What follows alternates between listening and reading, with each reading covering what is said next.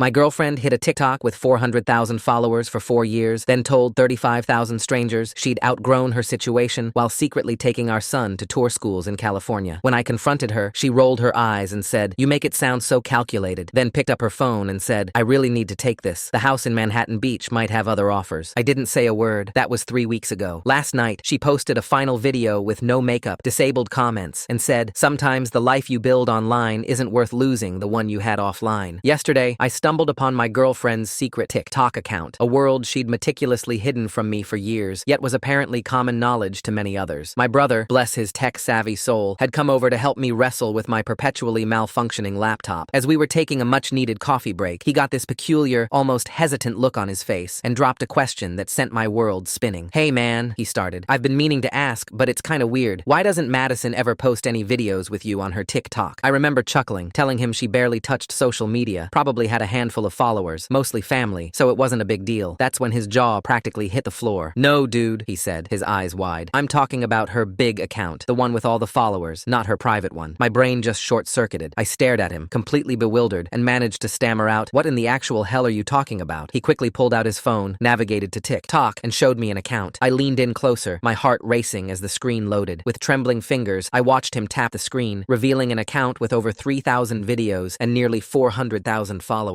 My stomach dropped as I searched for it on my own phone. User not found. She'd blocked me. My brother and I sat in stunned silence, scrolling through endless content. Half the videos featured Madison in revealing outfits I'd never seen her wear. String bikinis, crop tops, tiny shorts, dancing at beaches, pool parties, and friends' homes. The woman who wore comfortable sweaters around me had been creating content for hundreds of thousands of strangers. Some videos included our son, but most focused solely on showcasing her body. The thought of our 12-year-old knowing about this account made me physically ill. The upload dates revealed a calculated pattern she'd filmed during my monthly business trips. 4 years of deception, starting in early 2018. I checked our mutual connections with growing dread. While none of my male relatives followed the account, every single one of her female friends and colleagues did, along with several male co-workers. My brother admitted he'd only discovered it when someone at his gym mentioned Madison's TikTok fame, assuming I knew. The betrayal cut deeper with each revelation. This wasn't just about hidden videos. It was about an entire secret identity she'd cultivated while I remained oblivious. She'd never expressed interest in social media fame, never hinted at wanting online validation, yet here was evidence of a massive following she'd deliberately hidden from me and my family. The contrast between the Madison I knew and this online persona was staggering. While I'd been content with our quiet life, she'd been living a double existence, transforming from modest girlfriend to internet sensation the moment I left town. Every book club meeting, every casual outing with friends now seemed suspect. How many times had she lied about her whereabouts? How many people in our social circle had known while keeping me in the dark? Since yesterday, my phone hasn't stopped ringing. My brother, my parents, everyone who'd been deceived trying to help me process this revelation. Meanwhile, I have to pretend normalcy when Madison comes home, acting as if my world hasn't imploded. The hardest part is knowing how many people watched her videos while maintaining friendly facades with me. Friends who'd shared meals at our table, colleagues who'd attended our gatherings, all complicit in this deception through their silence. The realization settled over me like a shroud. Everyone had known except me. Even our son, our innocent 12-year-old, privy to mommy's TikTok fame, while his dad was completely, utterly clueless. I'm left wondering if I'm less important to her than the fleeting attention of 400,000 anonymous followers. Also, whoever else has seen her in these videos, in real life, without me ever suspecting a thing. It's a betrayal that cuts deeper than I ever imagined possible, leaving me to question everything I thought I knew about the woman I love and the life we built together. As I was spiraling deeper into this rabbit hole, a notification popped up on my brother's phone. Madison had just gone live on TikTok from what looked like a hotel room. When we joined, she was telling her followers that she was finally ready to reveal the exciting secret she'd been keeping for months. My hands shook as I watched Madison adjust her phone camera, settling into what looked like an expensive hotel suite. The background showed plush furnishings and floor-to-ceiling windows overlooking a city skyline I didn't recognize. She wore a tight red dress I'd never seen before, her hair and makeup professionally done. "Okay, my loves, I can see you're all here," she said, beaming at the camera with an energy I'd never witnessed in our years together. The viewer count climbed rapidly. 5,000, 10,000, 15,000 people watching live. Comments flooded the screen faster than I could read them. My brother grabbed my shoulder. "Maybe we shouldn't watch this," he said, but I couldn't look away. Madison was practically glowing, gesturing animatedly as she spoke to her audience like they were her closest friends. "So, as you know, I've been hinting about some big changes coming," she continued, twirling a strand of hair around her finger, "and I've finally gotten everything in place to share it with you all." The comments exploded with heart emojis and speculation. People were guessing everything from pregnancy announcements to brand deals. My stomach churned as I realized these strangers knew her mannerisms better than I did. First, I want to thank you all for being so patient and supportive, Madison said, placing her hand over her heart. You've been with me through this entire journey, and I couldn't have done any of this without you. Done what? My mind raced through possibilities, each more devastating than the last. Had she been planning to leave me? Was this her way of announcing our breakup to 400,000 people before telling me? She leaned closer to the camera, lowering her voice conspiratorially. So, drumroll please. She paused dramatically, and the comments section went wild with anticipation. I'm officially launching my own fitness and lifestyle brand. The hotel room erupted with balloons and confetti, clearly pre-planned. Someone off camera handed her a champagne glass, and I caught a glimpse of a man's hand before it disappeared from view. My blood ran cold. This has been months in the making, Madison continued, practically bouncing with excitement. I've partnered with some incredible investors who believe in my vision, and we're going to revolutionize how women approach fitness and self-care. My brother's phone buzzed with notifications as Madison's followers shared the stream. The viewer count had reached 25,000. She held up a sleek box with her name emblazoned across it in gold letters. The first product line drops next week, she announced, opening the box to reveal workout gear, supplements, and beauty products. And here's the really exciting part. I'm moving to Los Angeles to oversee everything personally. Moving to Los Angeles. The words hit me like a physical blow. We lived in Ohio. We had a life here, a son in school, my job. When had she planned this? How long had she been preparing to uproot everything without even mentioning it? I know some of you are wondering about my personal life, Madison said, and my heart stopped. And yes, this does mean some big changes there too. I've outgrown certain situations, and it's time to embrace who I really am. The comments flooded with support and questions about her relationship status. People were asking if she was single, if she was dating someone new, if this meant she was leaving her boring boyfriend. Words that stung even from strangers. I'll share more details soon, she said with a wink. But let's just say I'm finally prioritizing my happiness and surrounding myself with people who support my dreams. My brother turned to me, his face pale. I'm so sorry, man. I had no idea it was this bad. I couldn't respond. I watched as Madison popped the champagne, laughing as it overflowed. Other people joined her in frame, all strangers to me, all clearly part of this secret life she'd built. They toasted to her success while I sat in my living room, watching my relationship crumble in real time. Oh, and one more surprise, Madison said, setting down her glass. I'm doing a meet and greet tour starting next month, 5 cities, and I'll be selecting some lucky followers to have dinner with me in each location. She rattled off cities: Los Angeles, Miami, New York, Chicago, Dallas, places she'd supposedly visited for work conferences or family obligations. Now I wondered if those trips had been real or just more lies. I should probably mention, she added, almost as an afterthought, that I'll be handling some personal matters back home this week before the big move. Nothing major, just tying up loose ends. Loose ends. That's what our 12-year relationship had become. A loose end to be tied up before her new life began. The stream continued for another 20 minutes. Madison showed off more products, answered questions from followers, and shared her journey to self-discovery. She talked about feeling trapped, about hiding her true self, about finally having the courage to live authentically. Each word felt like a knife twisting deeper. Remember, loves, she said as she prepared to end the stream, never let anyone dim your light. Sometimes you have to choose between comfort and growth wins every time. The stream ended with her blowing kisses to the camera, promising more updates soon. The viewer count had peaked at 35,000. 35,000 people had just watched my girlfriend essentially announce the end of our relationship without ever mentioning my name. My brother set his phone down slowly. What are you going to do? I stared at the blank screen, trying to process what I'd just witnessed. Madison would be home tomorrow, expecting to find the same oblivious boyfriend she'd left behind. She had no idea that her carefully constructed double life had just come crashing down. I need to pick up our son from school soon, I said, my voice sounding hollow even to my own ears. He gets out at 3:30. Do you want me to come with you? My brother offered. I shook my head. No, I need to think. I need to figure out what to say to him. How do you tell a 12-year-old that his mother has been living a lie? That she's planning to move across the country for a life that doesn't include us? My phone buzzed. A text from Madison. Hey babe, meetings are going great. Can't wait to see you tomorrow. Love you. The casualness of it, the easy deception, made me feel physically sick. How many similar texts had she sent while planning her escape? How many I love yous had been hollow placeholders while she built her empire of followers? My brother gathered his things, pausing at the door. Call me if you need anything, and I mean anything, okay? After he left, I sat in the silence of our home, though it didn't feel like ours anymore. Every photo on the wall, every shared memory, now felt tainted. I walked through the rooms, seeing them differently. The office where she claimed to work on her boring spreadsheets probably hosted her video editing. The guest room she'd converted to a yoga space was likely her filming studio. I found myself in our bedroom, staring at her closet. How many of those clothes had been bought for her secret life? How many shopping trips had been for outfits I'd never see her wear? My phone rang. My mother. News traveled fast in our family. Honey, your brother just told me. I'm so sorry. Do you want me to come over? Not yet, Mom. I need to process this. That woman, she said, her voice tight with anger. We welcomed her into our family. She sat at our Christmas table last week knowing what she was planning. Christmas. Just a week ago, we'd exchanged gifts, made plans for the new year. Madison had given me a watch watch with an inscription, "To many more years together." The irony wasn't lost on me now. "I have to go get Jonathan from school," I told my mother. "Does he know?" "I don't know what he knows anymore," I admitted. "Apparently, he knew about her account. Who knows what else she's told him." The drive to school was a blur. I sat in the pickup line, watching other parents scroll through their phones, and wondered how many of them followed Madison. How many had watched her videos while making small talk with me at school events. Jonathan bounded out of school with his usual energy, tossing his backpack in the back seat. "Hey, Dad, can we stop for ice cream?" "Sure, buddy." I watched him in the rearview mirror, trying to gauge what he might know. He seemed his normal self, chattering about his day, complaining about homework. At the ice cream shop, I finally broached the subject. "Hey, John, can I ask you something about Mom's TikTok?" He paused mid-bite of his chocolate cone. "Oh, you found out about that?" "Yeah, I did. How long have you known?" He shrugged, suddenly very interested in his ice cream. "I don't know. A while, I guess. Some kids at school showed me like 2 years ago." 2 years. My 12-year-old had been keeping this secret for 2 years. "Why didn't you tell me?" "Mom said you wouldn't understand. She said you didn't like social media and it would just upset you." He looked up at me with worried eyes. "Are you mad?" "Not at you," I assured him. "Never at you. I just wish someone had told me. She made me promise," he said quietly. "She said it was our special secret and that you had your work stuff and she had this. She said all families have secrets. All families have secrets." What else had she been teaching our son while I wasn't paying attention? We finished our ice cream in relative silence, Jonathan occasionally stealing glances at me as if trying to gauge my mood. On the drive home, he finally spoke again. "Dad, is Mom leaving us?" The question hit me like a punch to the gut. "What makes you ask that?" "She's been acting weird lately, packing stuff, talking about new adventures, and she cries sometimes when she thinks I'm not looking." I gripped the steering wheel tighter. "I don't know, buddy. We'll have to talk to her when she gets home." That evening, as Jonathan did homework and I pretended to cook dinner, my phone wouldn't stop buzzing. Friends who'd discovered the truth reached out with shock and sympathy. My brother sent screenshots of Madison's older videos, trying to establish a timeline of the deception. One video from 3 years ago caught my attention. Madison was at a beach I recognized. We'd gone there for our anniversary, but in the video, she was alone, wearing a bikini I'd never seen, talking about living her best single life. We'd been together 9 years at that point. I scrolled through more videos, each one revealing another layer of deception. Madison at parties I'd never heard about. Madison trying on expensive clothes at boutiques. Madison getting her nails done at salons she'd claimed were too fancy for her taste. The timestamps showed these activities happened during her supposed grocery runs, gym sessions, and coffee dates with friends. Jonathan appeared in the doorway, homework finished. "Dad, can I ask you something?" "Of course, buddy." He shifted uncomfortably. "Mom said she's taking me somewhere special this weekend. She made me promise not to tell you," but he trailed off, looking conflicted. My chest tightened. "Where did she say she was taking you?" "She said we were going to look at schools in California." The room spun. Madison was already planning to take our son away. She'd been laying groundwork, preparing Jonathan for a move I knew nothing about. I pulled him into a hug, trying to keep my voice steady. "Thanks for telling me, John. You did the right thing. Are we moving to California?" His voice was small, uncertain. "Not without talking about it as a family first," I assured him, though I had no idea what would happen next. After Jonathan went to bed, I sat at the kitchen table with my laptop, diving deeper into Madison's online presence. Her followers had created fan pages, compilation videos, even discussion forums. One thread caught my eye. "Madison's mystery man. Who is he?" The comments were filled with speculation about her relationship status. Some claimed she was single. Others insisted she had a secret boyfriend. A few mentioned seeing her with different men at various events. My stomach churned as I read timestamps and locations, cross-referencing them with my calendar. Every business trip I'd taken had coincided with sightings of Madison with unknown men. My phone rang. It was my coworker, Dave. "Hey man,